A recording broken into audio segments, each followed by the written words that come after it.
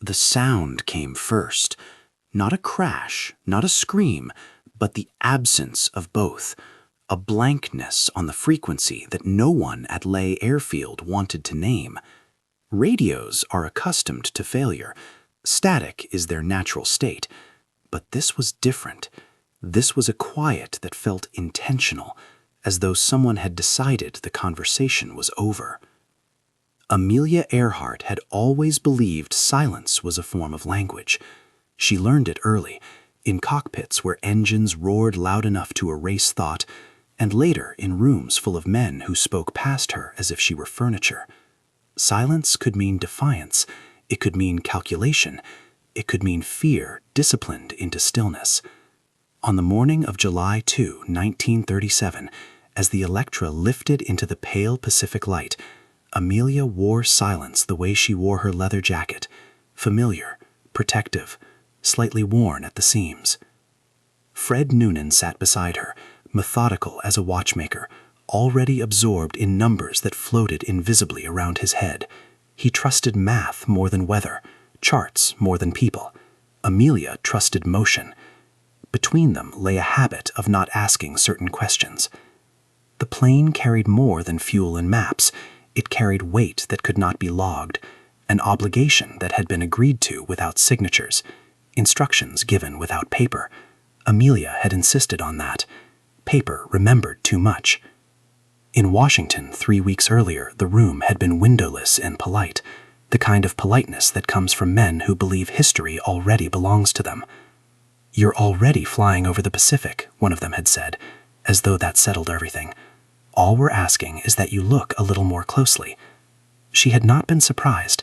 She had been offended, not by the request, but by the pretense that it was casual, that this was merely an extension of adventure. "And if I don't?" she asked. No one answered immediately. That, too, was an answer.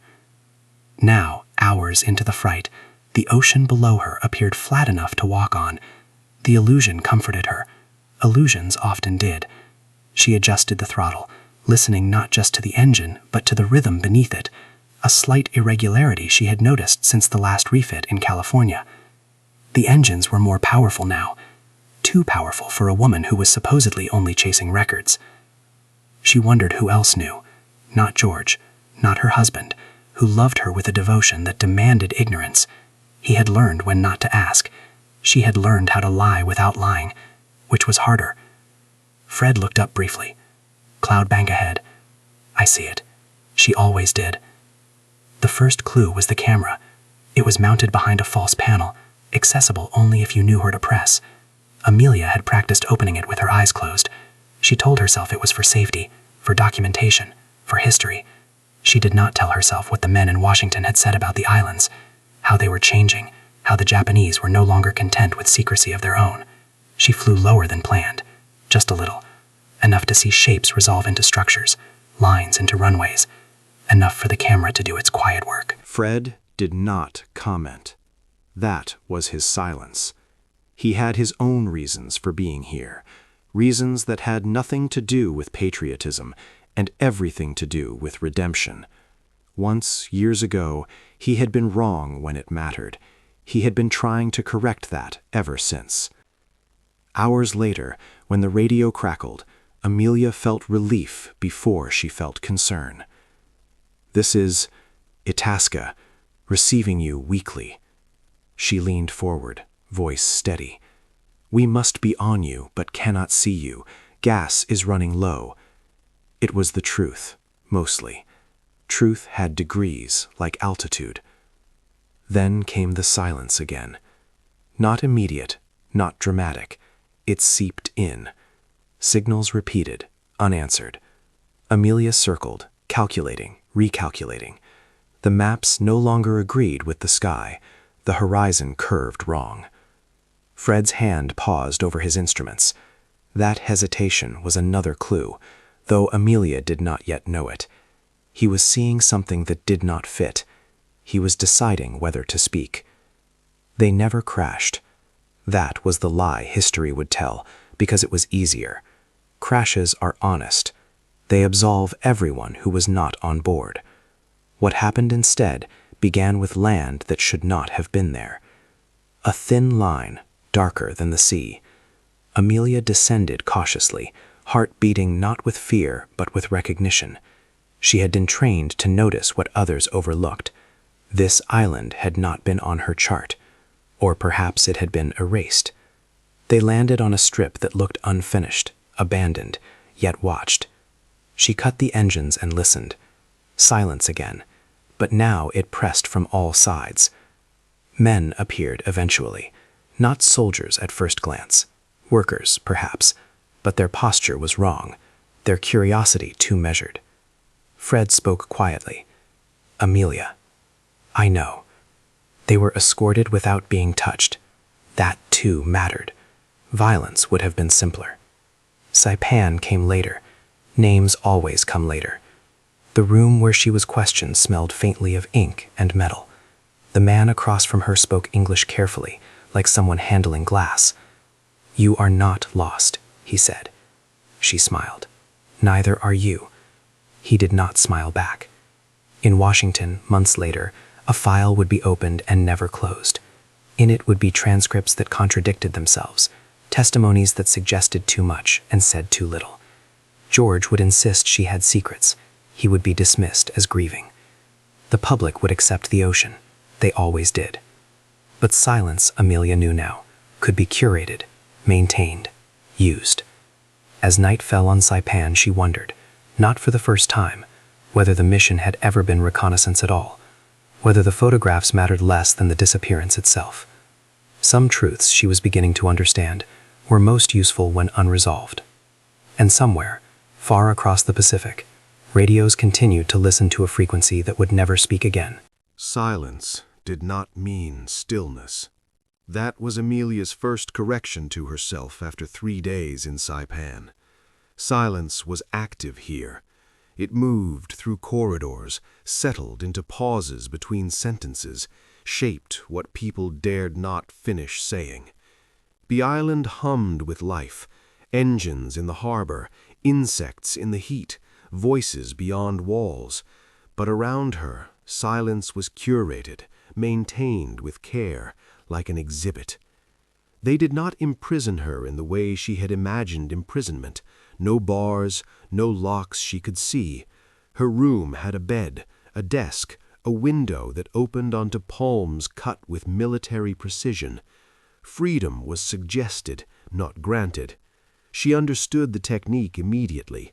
Confinement, disguised as civility, encouraged cooperation far better than force.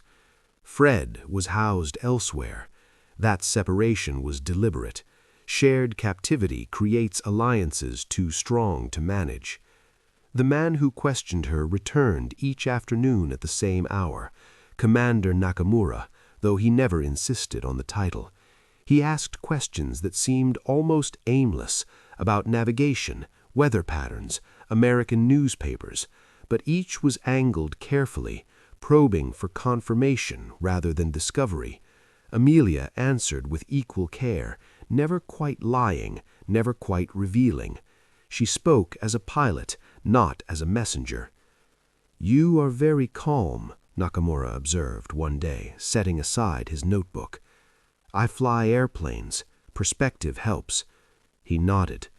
"Perspective is exactly what interests us." That word lingered. Perspective. Amelia wondered whether he meant geography or ideology, perhaps both. At night she replayed the flight, not as memory but as evidence, every choice, every adjustment, the lower altitude, the camera, the silence that followed, the landing strip that should not have existed.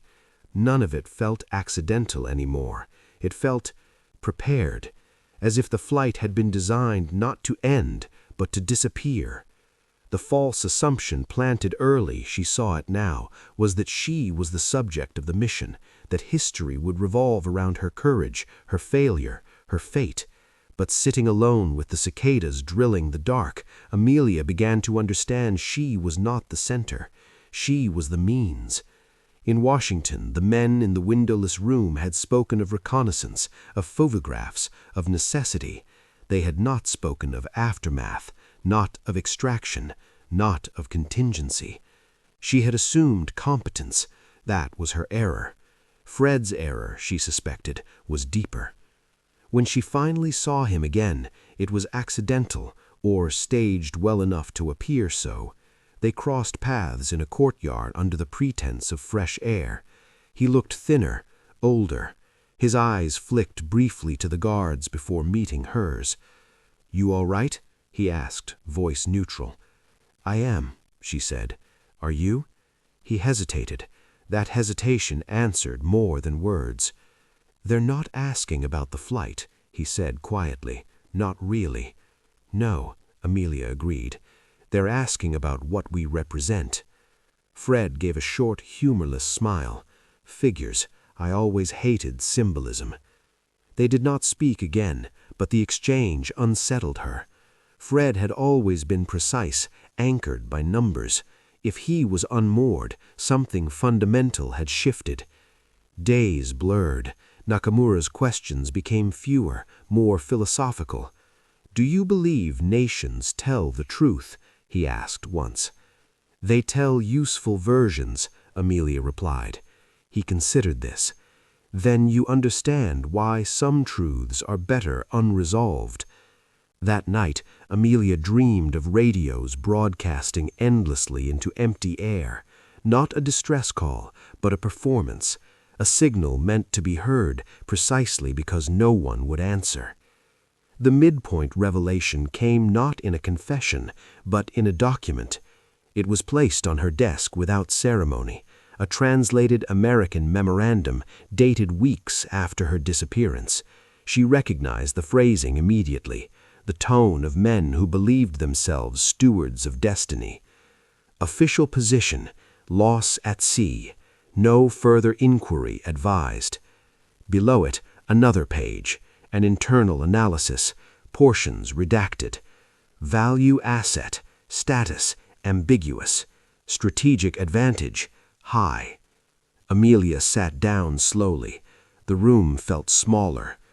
"So, you see," Nakamura said from the doorway, "your government has already decided what happened to you." "That was quick," she said. "They are efficient when it suits them." The realization settled with a cold clarity. Her disappearance was not an embarrassment to be corrected, it was an outcome to be preserved. A missing icon was more powerful than a compromised survivor. Alive, she complicated narratives. Dead, or better, uncertain, she became a tool. She flew into myth, and myth, once airborne, did not require her consent. Fred was not afforded the same utility. That difference troubled her deeply. She tried to intervene. She framed arguments carefully, appealing not to mercy but to pragmatism. Nakamura listened politely, promised nothing. "They fear you less than they fear confusion," he said at last. "You are famous. He is precise. Precision is dangerous." Weeks passed. Amelia learned restraint as a survival skill. She spoke less, observed more. Guards changed shifts predictably. Ships came and went. She catalogued sounds the way she once catalogued stars. And then, abruptly, it ended. Not with escape, not with rescue, with a decision. She was summoned one final time. Nakamura's posture was formal now. "You will be repatriated," quietly. Her breath caught. "And Fred?" A pause. Not long, just enough. "Your return must remain impossible," he said. "That is the condition." The weight of it pressed on her chest. This was the true bargain finally stated. Not survival versus death, but survival versus truth. She thought of George, of the women who had written to her, who believed she had expanded the map of what was possible, of the file in Washington already shaping itself around absence.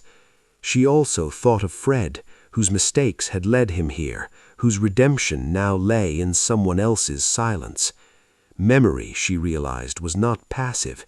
It could be engineered. Guilt, too. "If I refuse?" she asked. Nakamura did not answer. He did not need to. The final twist did not come as a shock, it came as recognition. Amelia agreed. She agreed not because she believed in flags or governments, but because she understood something darker. The world did not want her back as herself.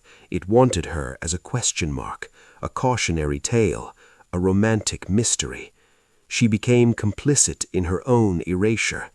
Her repatriation took place through channels that would never be archived. A ship without insignia, a port without witnesses, a new name carefully chosen to attract no attention. She was not imprisoned, she was dispersed. Years later, she would hear her own name spoken in radio programs, read theories that edged close to truth and then recoiled. She would recognize fragments of her life rearranged into entertainment. The file remained open because it was designed never to close. Some nights she imagined speaking, writing, correcting the record, but she understood now that revelation would not free anyone, it would only shift the burden. The myth required her silence as much as Washington's. The deeper truth was this: history is not shaped by what happens, but by what is allowed to remain uncertain. Ambiguity protects institutions, it also consumes individuals. Amelia Earhart lived. That was the least important fact about her disappearance. What mattered was that everyone who benefited from her absence learned the same lesson and kept using it.